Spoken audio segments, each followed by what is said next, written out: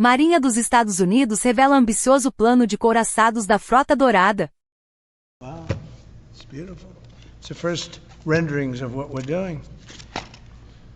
So I want to wish everybody a big hello and Merry Christmas and welcome to Mar-a-Lago for this exciting announcement of the new Golden Fleet. We're calling it the Golden Fleet that we're building for the United States Navy. As you know, we're desperately in need of ships. Our ships are, some of them have gotten old and tired and obsolete, and we're going to go the exact opposite direction. We're delighted to be joined by Secretary of War Pete Hegseth, who's doing a fantastic job, and Secretary of the Navy John Phelan. Marco Rubio is here, who gave a great few words toward the end of last week. He spoke for a couple of hours on what a good job we're doing, which is true. As Commander-in-Chief, it's my great honor to announce that I have approved a plan for the Navy to begin the construction of two brand new, very large, the largest we've ever built, battleships. You know, you used to build the Iowa, the Missouri, the Wisconsin, the Alabama, many others. We had big battleships. These are bigger, but they will have 100 times they'll be 100 times the force, the power, and there's never been anything like these ships. These have been under design consideration for a long time, and it started with me in my first term, because I said, why aren't we doing battleships like we used to? And these are the best in the world. They'll be the fastest, the biggest, and by far 100 times more powerful than any battleship ever built. So if you look at the Iowa, the Missouri, Wisconsin, Alabama, and others, but they were similar in size, some a little bit bigger than the others, but if you take the biggest one, it's 100 times more powerful. They're longer by a little bit, but and they're bigger ships, but they hold much more. They use the word lethality. Battleships are the largest, sturdiest, and most heavily armed vessel built specifically for naval combat. While America has built many new warships over the years, they've tended to be smaller and much smaller, and not conducive to where we are and where we're going, and peace through strength.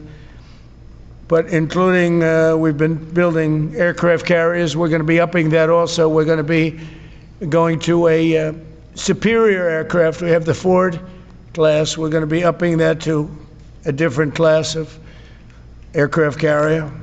And we haven't built a battleship since 1994. These cutting-edge vessels will be some of the most lethal surface warfare ships. They will be actually the most ever built other than our submarines. We have submarines which will have, in many ways, even more lethality, and we have many of them under construction. Each one of these will be the largest battleship in the history of our country, the largest battleship in the history of the world ever built. And again, it's 100 times more powerful than the previous Iowa class, it's called. Those are the big ones that you'd see on a show. Victory at Sea. I don't know if anyone's seen Victory at Sea, but it was a classic. They'll help maintain American military supremacy, revive the American shipbuilding industry, and inspire fear in America's enemies all over the world. We want respect. We're going to have it. We already have it. We're more respected now than we ever were.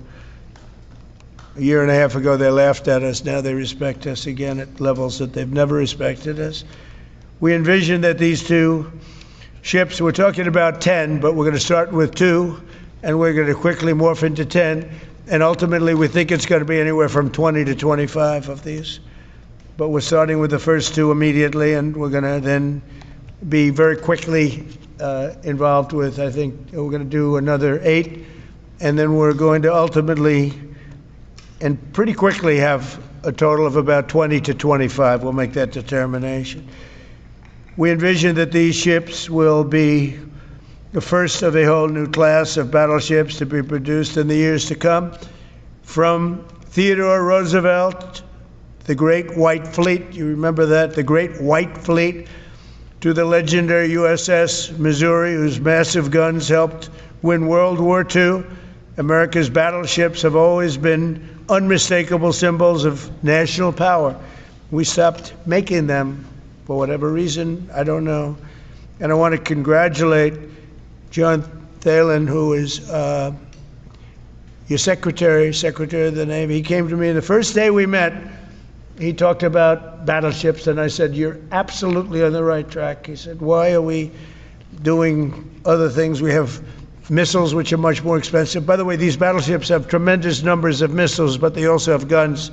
And in many ways, guns can do the trick just as well as missiles at a tiny fraction of the cost. Once completed, these new 30 to 40,000 ton plus vessels will be the flagships of the American naval fleet, and there has never been anything built like them. And I just want to be very clear that we're building them here. We're working with others, but we're building them here. We have great Navy yards. We'll be negotiating with some of the companies that are running those yards, taking over the yards. We used to build a ship a day during World War II. Now we don't do ships very much anymore. We do military ships, we do submarines. By the way, we're 15 to 20 years advanced in our submarines over anybody else. That was one of the things that I did in my first term. We make the best submarines by far in the world.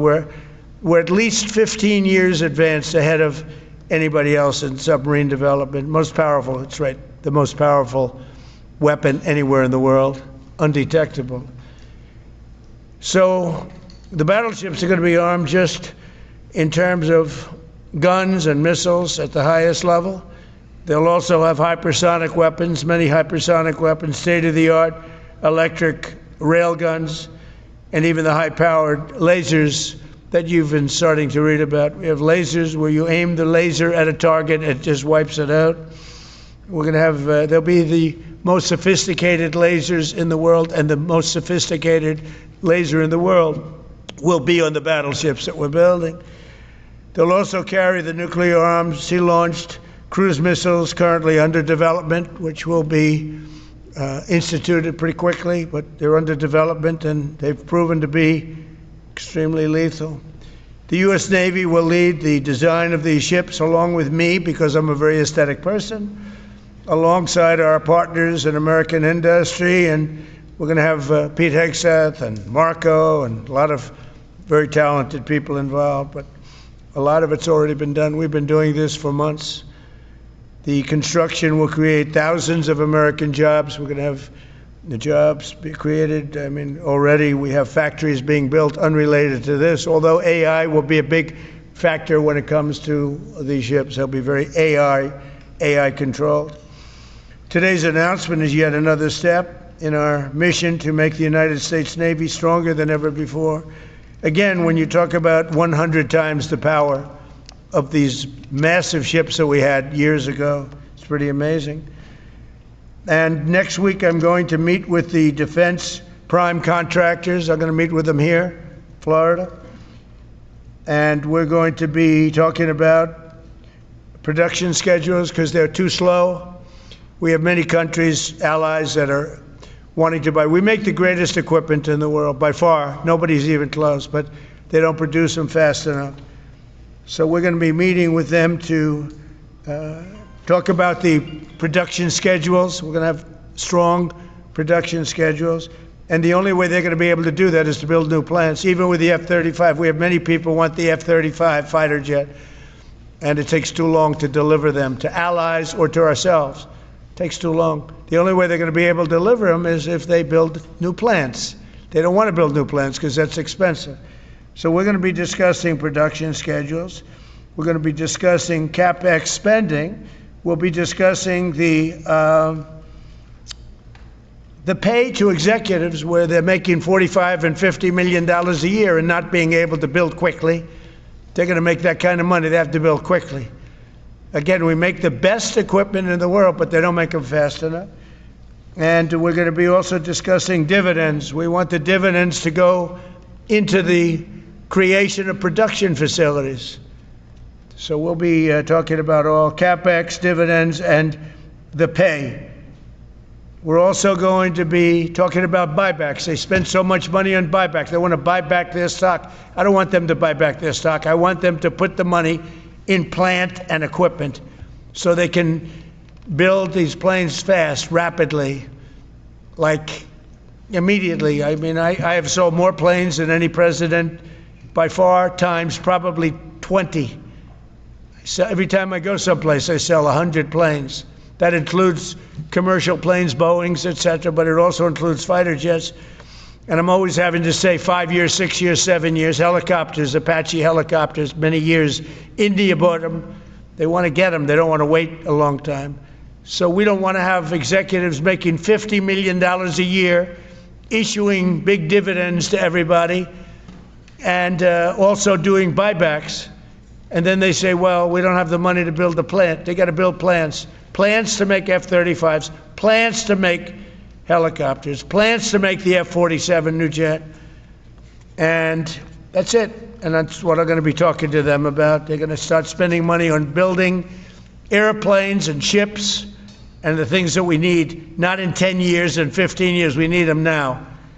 And we're strong about it. Last week, the Navy announced a brand new class of frigate, and they're going to be working with the South Korean company. Hanwha, a good company, recently agreed to invest $5 billion in Philadelphia Naval Shipyard. We're opening up the Philadelphia Shipyard, once a great yard.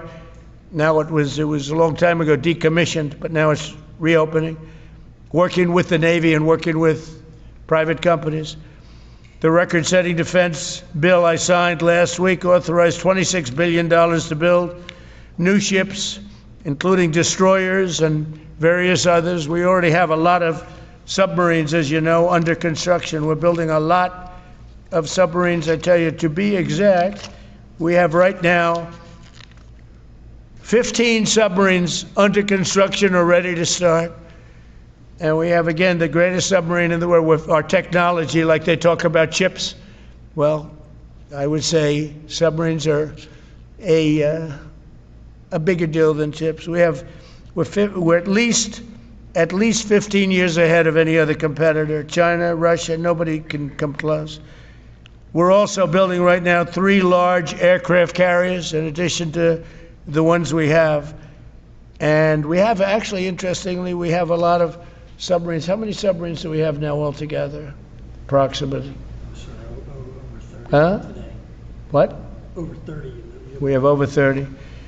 But these are the super duper subs, and there's nothing like them. So we're going to be doing from 12 to 15 brand new submarines. We have a couple of other things going on. We'll be building other elements of Navy. We'll be fixing up headquarters. We'll be fixing up places for our great sailors to live. And we're going to be working very hard with companies, but we're also going to be penalizing companies that aren't doing a good job. For instance, when they built the Ford, Gerald Ford, the cost overruns were ridiculous. That was done in Norfolk, Virginia. We're going to be talking about that with that company. The cost overruns were out of control. In World War II, the United States built upwards of 4 ships per day. Can you believe it? 4 ships a day, on average. And now they weren't all big warships, but there were ships, freighters, tankers. And it's a tragedy that we allowed this incredible capability to just go astray. We don't do that much anymore. We do build our warships, but that's about it. But that's a lot. We're going to restore America as a major shipbuilding power. We're going to ensure the USA is the most powerful fleet anywhere in the world, and long into the future, with battleships helping lead the way, and the submarines that, again, nobody competes with us on submarines. So I just want to thank everybody, and I'd like to ask Secretary Hegseth to say a few words, followed by the Secretary, but if you would, Secretary of the Navy.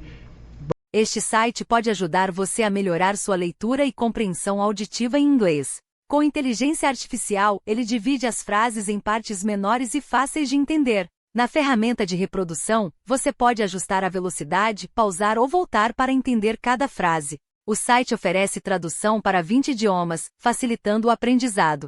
É só digitar inglês.com no navegador e experimentar.